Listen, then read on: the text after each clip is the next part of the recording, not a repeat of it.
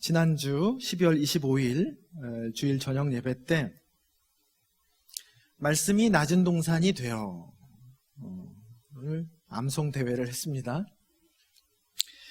지난 주일 예배 본문이기도 했지요. 요한복음 자체가 깊고 아름답기 그지없습니다. 그 중에서도 요한복음 첫 장을 여는 요한복음 서문, 요한복음 1장 1절부터 18절까지를 다 함께 외우고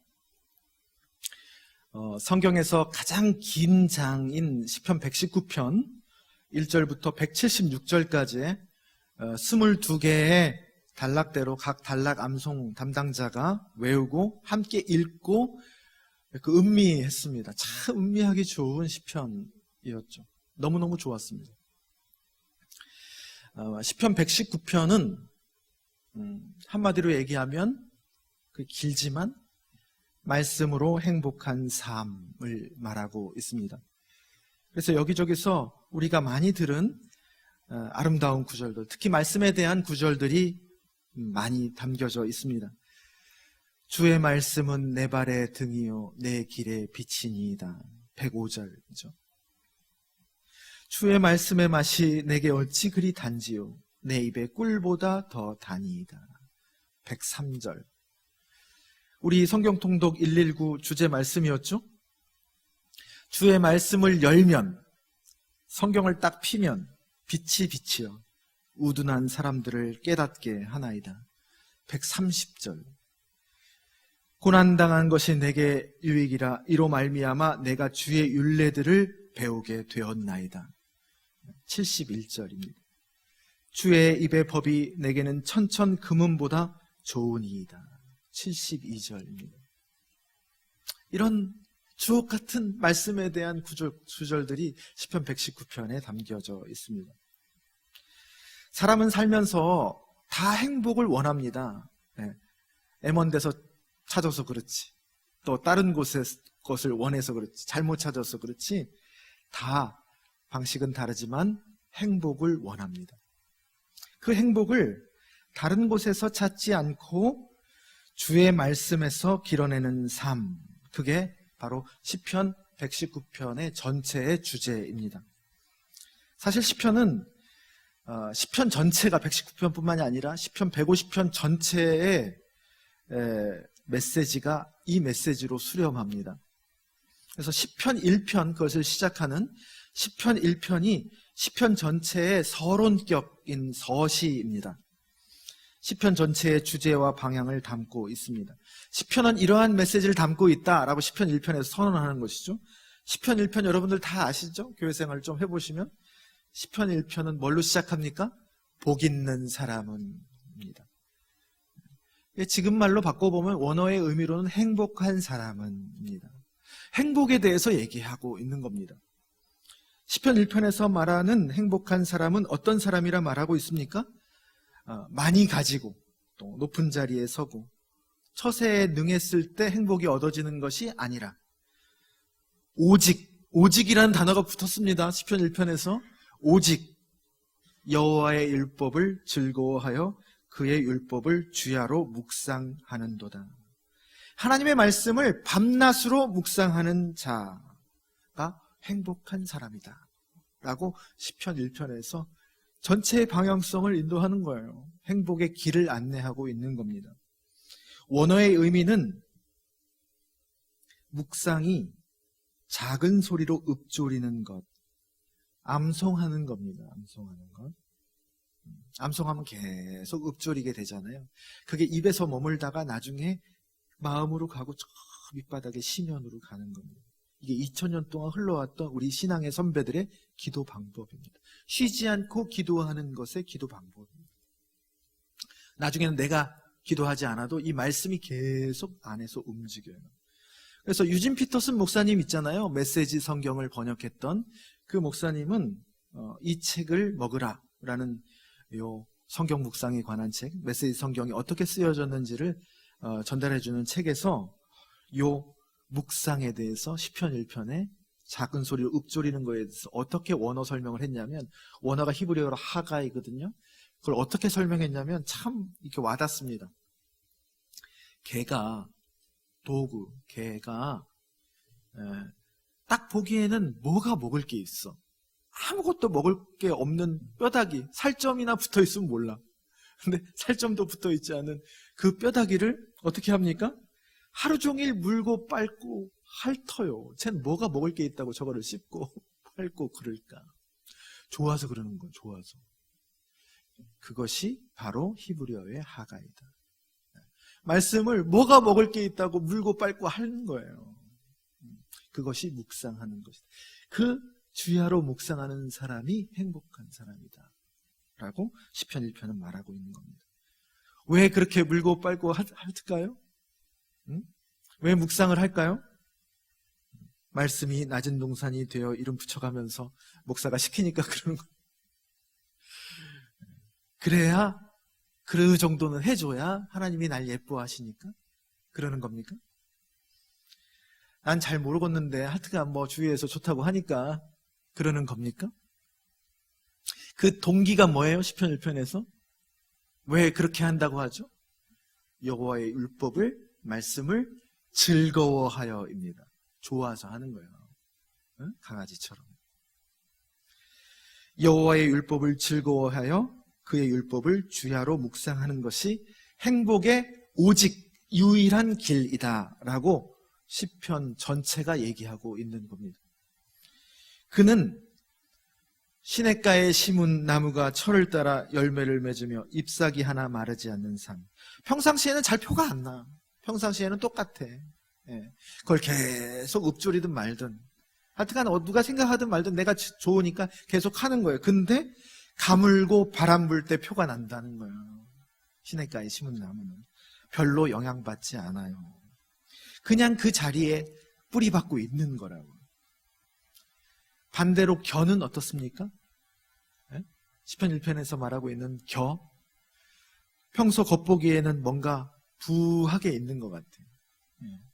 근데 알맹이가 없어가지고 언제 표가 납니까? 역시 바람 불면 표가 나는 거예요. 바람 불면 여기저기 막 날아다녀요. 바람에 나는 겨와 같도다. 그 시냇가에 심은 나무 같은 행복한 삶을 성경은 형통이라고 얘기합니다. 다 형통하리로다 라고 시편 1편은 얘기합니다. 하는 일마다 다 성공한다는 것이 형통이 아니라 온갖 일 속에서도 자기의 뿌리는 잊지 않는 거예요. 그리고 자기의 진정한 양식이 무엇인지를 놓치지 않는 삶이 성경이 말하고 있는 인간의 진정한 형통이라는 얘기입니다. 오늘 시편 119편이 그것을 길게 표현한 것이고 말씀을 품고 말씀을 따라 사는 삶이 얼마나 행복하고 풍성한지를 시편 119편은 보여줍니다. 고난이 있냐 없냐로 인생의 질을 평가하죠. 우리들은 보통 힘들게 사느냐, 참 무탈하게 사느냐로 인생의 질을 평가합니다. 그런데 이 성경의 관점, 시편 119편의 관점은 뭐냐? 고난이 있든 없든 그게 평가 기준이 아니라 말씀을 소중히 여기고 기뻐하느냐 아니냐로 인생의 성패를 기준한다는 겁니다. 고난이 있어도 말씀을 소중하게 여기면 그 인생은 성공한 것이고, 고난이 없어도 말씀을 소중하게 여기지 않고 기뻐하지 않으면 그 인생은 실패한 인생이다라는 기준입니다. 그것이 바로 하나님의 평가 기준입니다. 이스라엘 백성을 인도하는 하나님의 평가 기준입니다. 그러니까 척박하기 그지없는 땅으로 인도하면서 적과 꿀이 흐르는 땅으로 인도한다. 만약에 고난이 있냐 없냐로 평가 기준을 삼는다면 적과 꿀이 흐른다고 해서 갔어. 근데 이게 뭐예요? 적과 꿀이 어딨어? 없는 거죠. 척박하기 그지없는 땅에서. 그런데 그것을 알아먹는 사람은 그곳이 적과 꿀이 흐르는 땅이다. 그 의미를 알아듣는 거예요. 우리가 그 기준에 동의하든 아니든 우리를 만드신 분이니까 그분의 평가가 정확한 것이죠. 그래서 우리의 본성을 거슬러서 그분을 따라가는 것이 행복을 향한 길입니다. 그분이 맞는 것이죠. 오늘 본문 시편 119편 54절 한 절인데요. 올해 2023년도 우리 교회가 붙잡고 음미하면서 가야 할 주제 말씀입니다.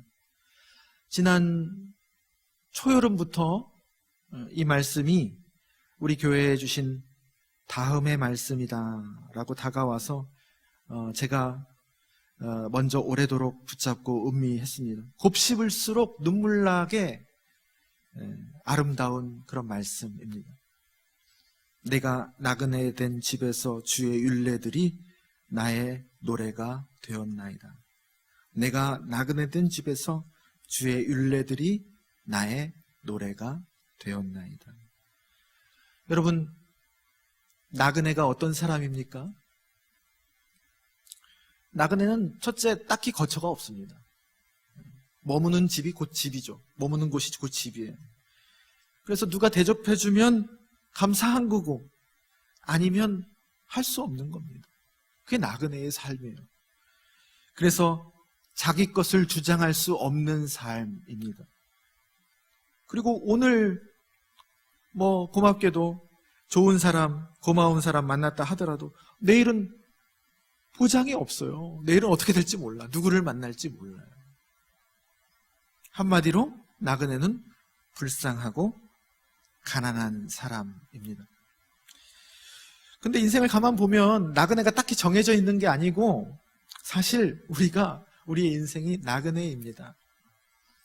여기가 본향집이 아니라고 성경은 누차 말하고 있고 내 것이라고 생각했던 꾹 잡고 있었던 것들이 돌아보면 시간이 지나다 보면 사실 그게 내 것이 아니었구나 라는 것을 나이가 들면 들수록 정도의 차이는 있지만 반드시 깨닫게 됩니다. 오늘 다르고 내일 다르고 하루하루 어떻게 될지 모르고 밤새 안녕일 수 있어요. 내 몸뚱아리도 내 건지 알았는데 나중에 이게 내 게 아니구나 라는 것을 사람은 죽기 전에 깨닫게 됩니다. 내가 제어할 수 없어요. 코끝에 호흡을 걷어가시면 이게 내 게 아닌 게 됩니다. 밤새 안녕일 수 있어요.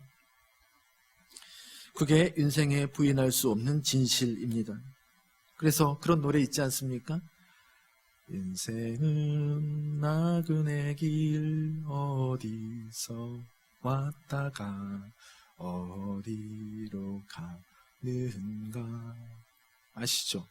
지금 세대들은 뭔 노래를 하는 거냐 이렇게 했지만 이게 무슨 노래죠? 하숙생. 네. 하숙생이에요. 최희준 씨의 노래입니다.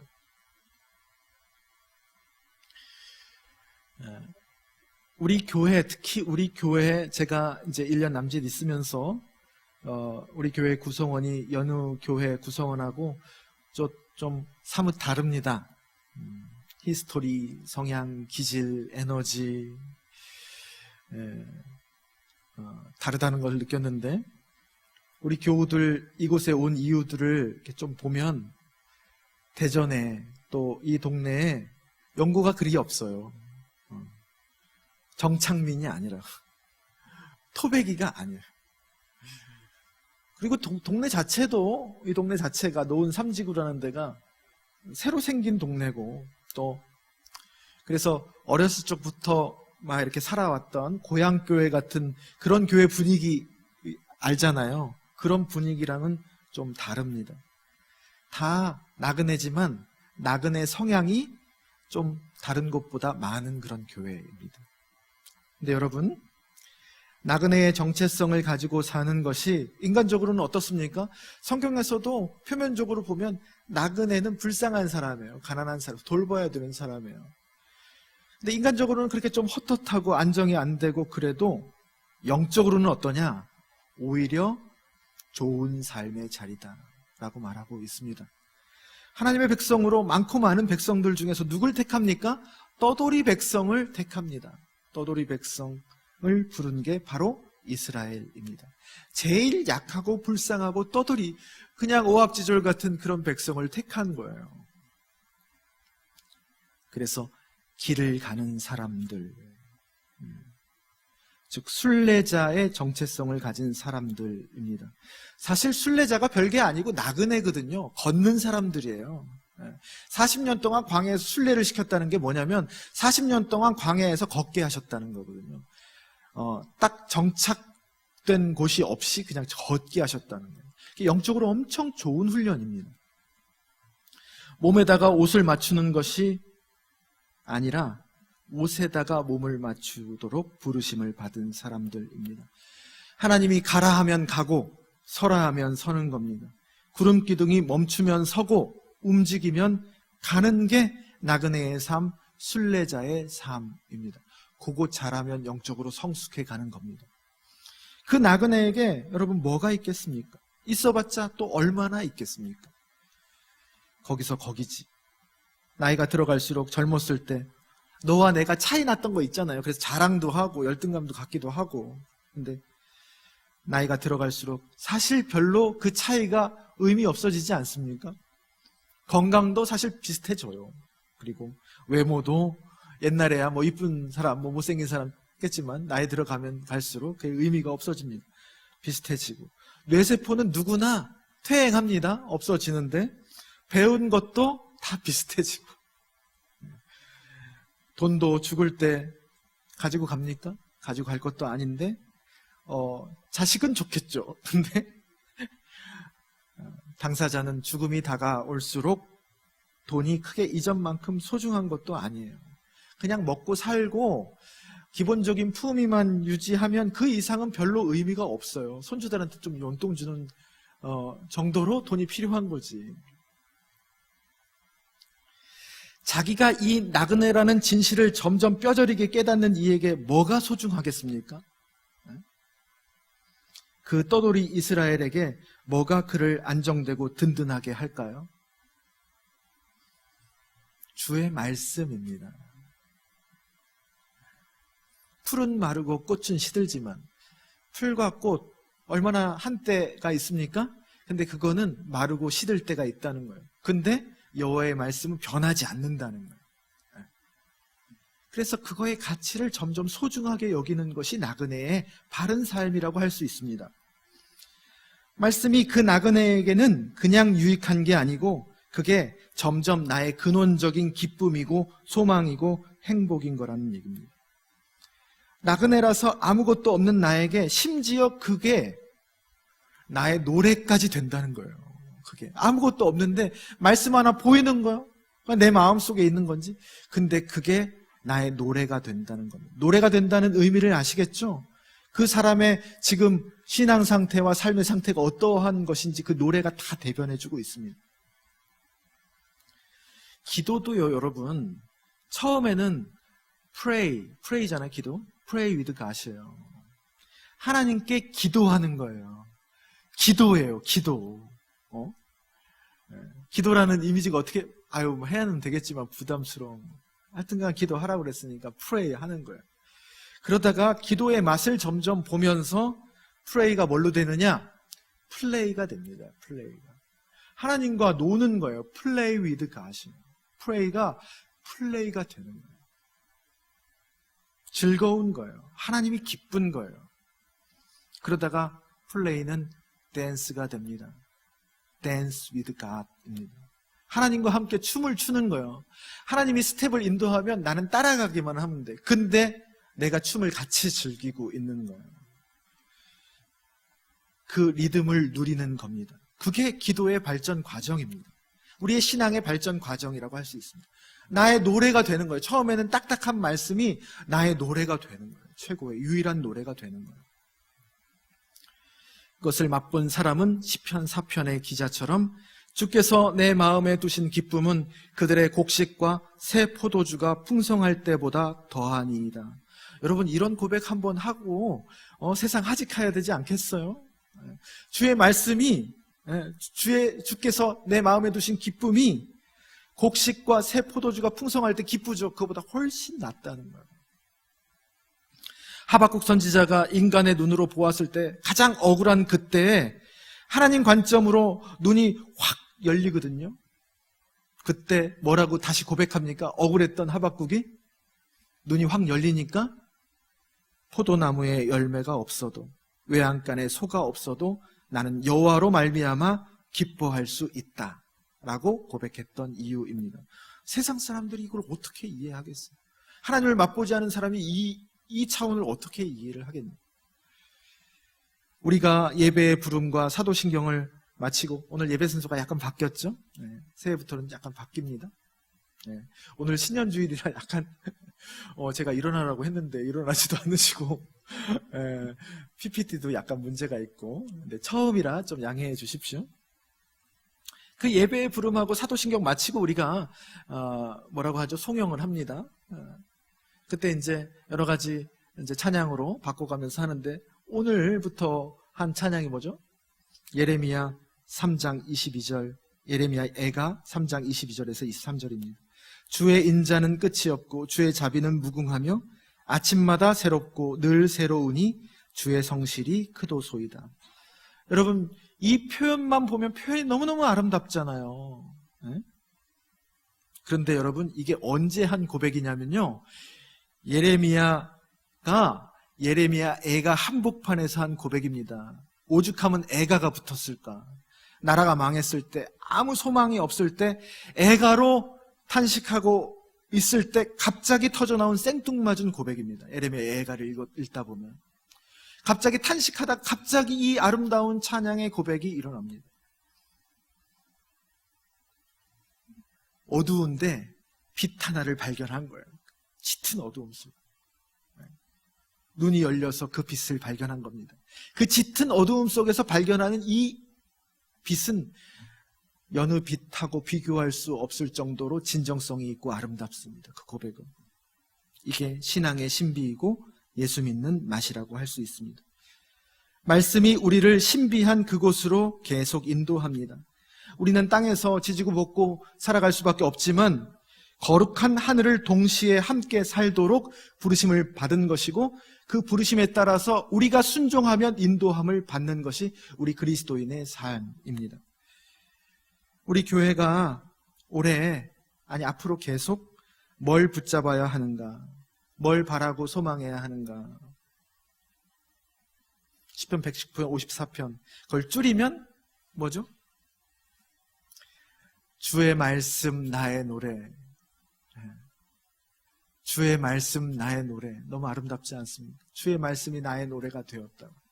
주님과 내가 하나가 된 거야, 말씀이. 여러분, 저는 다른 거 많이 안 할 겁니다. 말씀의 그 기가 막힌 맛, 말씀으로 인한 행복, 그게 성경 전체의 방향이에요. 그 행복을 누리도록 안내자 역할을 충실하게 할 겁니다.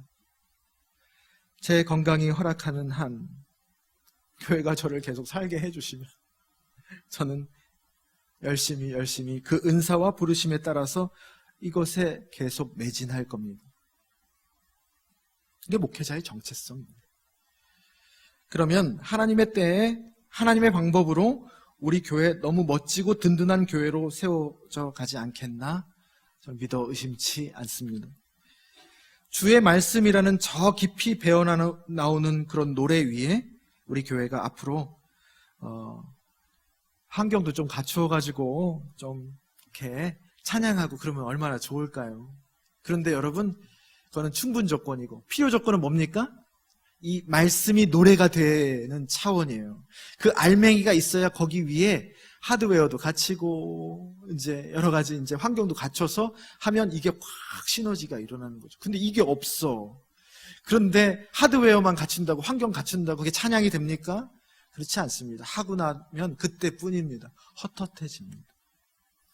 그래서 먼저 이 알맹이의 노래의 맛을 우리가 보도록 하면 어떨까 싶습니다.